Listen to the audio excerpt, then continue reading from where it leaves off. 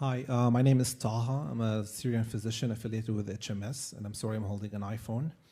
I have a twofold question related to Syria. So first, would you describe the recent Russian deployment in Syria as imperialistic? And how do you explain the left, whether in the US or Europe, not standing against that kind of behavior?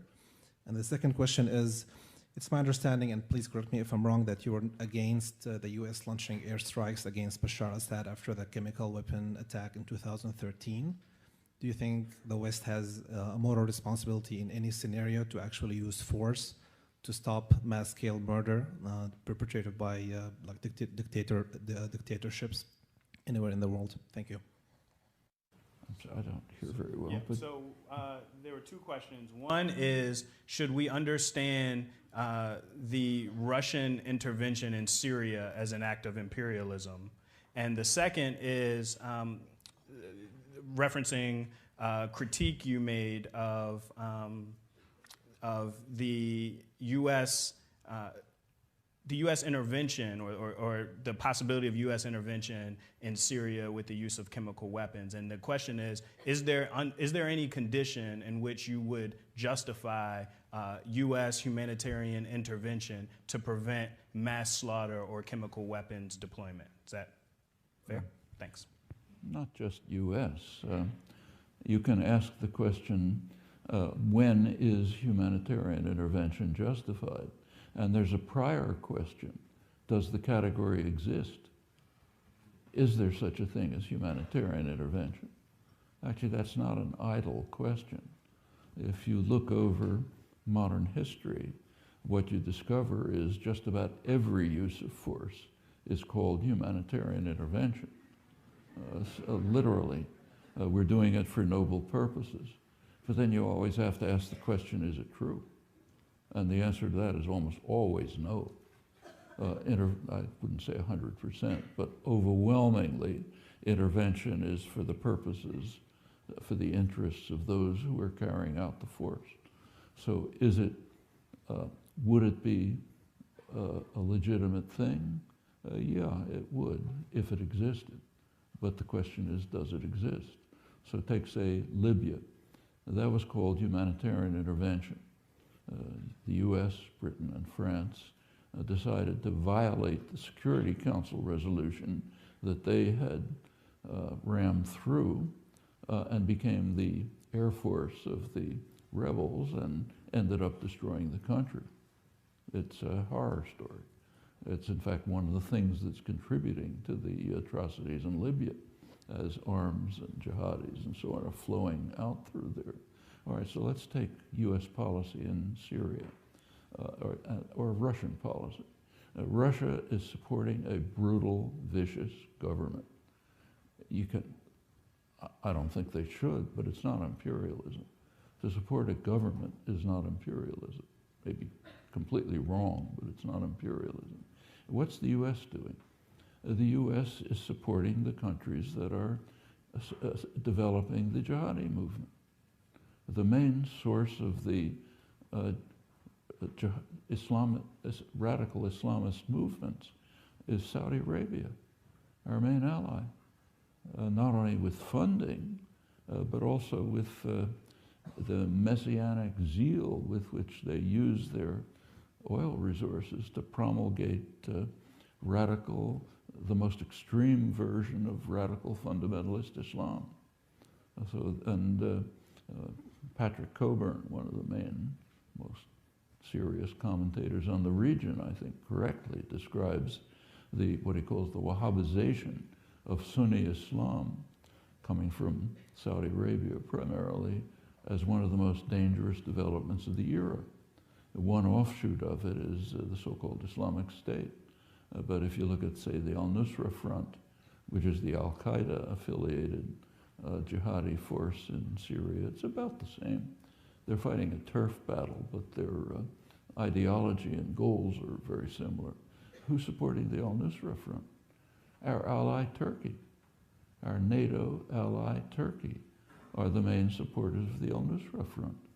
In fact, that support is so strong that you recall a couple of weeks ago, the Pentagon sent in a group of what are called moderate fighters, around 50 people who they had trained for years at the cost of $500 million.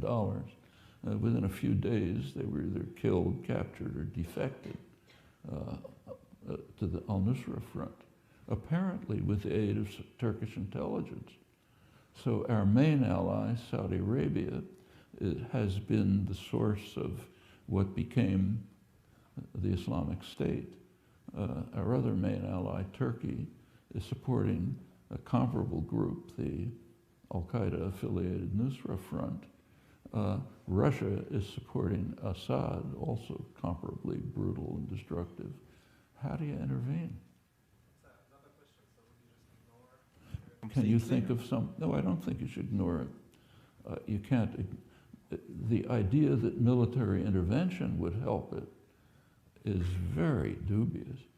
I don't think anyone who's really familiar with Syria, at least no one I know of, has been in favor of military intervention.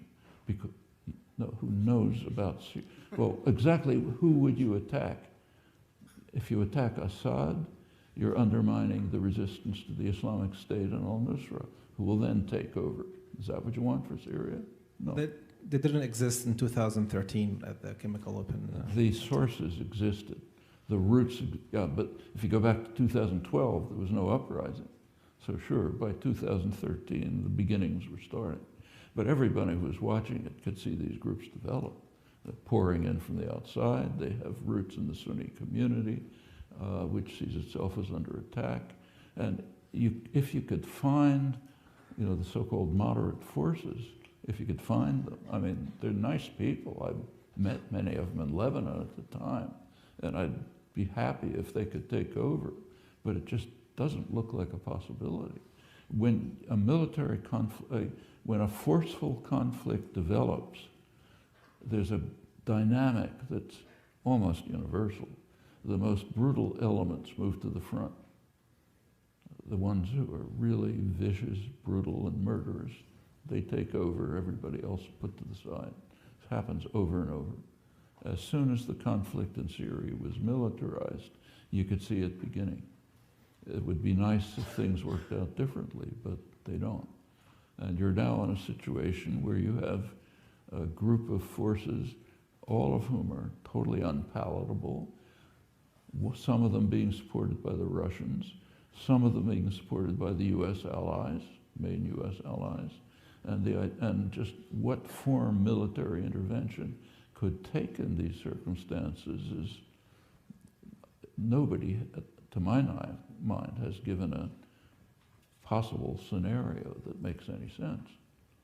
There is something that could be done, one thing, slim possibility, but it's the only hope. And that's the kind of settlement that, say, Lakhdar Brahimi was trying to negotiate, some kind of negotiated settlement. It would have to involve a transitional government, and like it or not, the Assad regime will have to be part of it. If the Assad regime is not permitted to be part of it, they'll fight to the death, certainly. They're not going to say, okay, we commit suicide. So awful as they are, they're going to have to be part of it. Just as the leaders of the apartheid regime in South Africa had to be part of a settlement. The United States and its allies have refused to allow it to be part of the settlement. That guarantees that there'll be no negotiations. The Russian position has been they must be part of the settlement, and it may even that they must stay. Well, if that happens, there's not going to be a negotiated settlement. There was actually, you've probably read, if you read the European press, you'll know that a couple of days ago, maybe a week ago, there were the Finnish ambassador who was basically running the negotiations, had an interview in which he claimed that in 2012, the Russians had offered to have a negotiated settlement in which Assad would step down. Yeah, I think that was refuted. Well, that's what he said. That's reported by all the press in England, by the European press, has yet to be reported in the print press in the United States. There are a few online reports which sort of dismiss it and say it wasn't serious. We don't know whether it was serious or not. The only